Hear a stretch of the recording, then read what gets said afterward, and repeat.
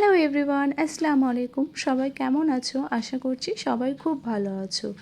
এই গরমের মধ্যে কাঁচা আমের শরবত খেতে কে না পছন্দ করে বলো? জানি সবাই পছন্দ করে, আর আমারও ভীষণই ভালো লাগে। তো আজকে আমি বাড়িতে বানিয়ে নিয়েছি কাঁচা আমের শরবত। সবার প্রথমে আমি মিডিয়াম সাইজের দুটো কাঁচা আম নিয়েছি এবং এগুলোকে ছোট ছোট টুকরো করে নিয়েছি। এখন এগুলো একটু মিক্সচার গ্রাইন্ডারে ব্লেন্ড করে নিতে হবে। তো এবার আমগুলি আমি ব্লেন্ড করার জন্য জারে সব আমগুলো তুলে নিয়েছি। আমি এর মধ্যে বেশি কিছু উপকরণ অ্যাড করিনি, শুধু স্বাদ মতো একটু চিনি অ্যাড করেছিলাম।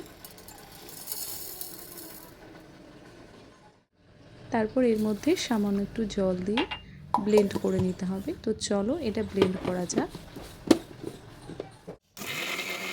এটা আমার এখন ব্লেন্ড করা হয়ে গেছে, চলো দেখা যাক। দেখো খুব সুন্দরভাবে ব্লেন্ড হয়ে গেছে। তারপরে একটা জায়গায় এটা ঢেলে নিতে হবে। চলো এটা ঢেলে নেওয়া যাক। তারপরে একটু নাড়াচাড়া করে দেখো খুবই সুন্দরভাবে ব্লেন্ড হয়ে গেছে। এর মধ্যে অনেক কিছু অ্যাড করা যায়, বাট আমি সামান্য একটু লবণ অ্যাড করেছিলাম। অনেকেই জিরে গুঁড়ো অ্যাড করে, তো আমি আজকে জিরে গুঁড়োটা অ্যাড করছি না, কারণ আমার ছেলে এই শরবতটা খেতে খুব পছন্দ করে, আর জিরে গুঁড়ো অ্যাড করলেও একদমই খেতে পছন্দ করে না।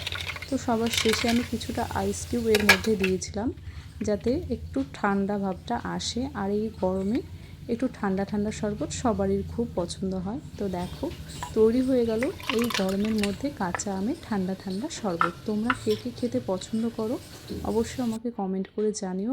আর তোমরা বাড়িতে কীরকমভাবে আমের শরবত বানাও সেই রেসিপিটাও আমাকে অবশ্যই জানিও। আজকের মতো এই পর্যন্তই, টাটা।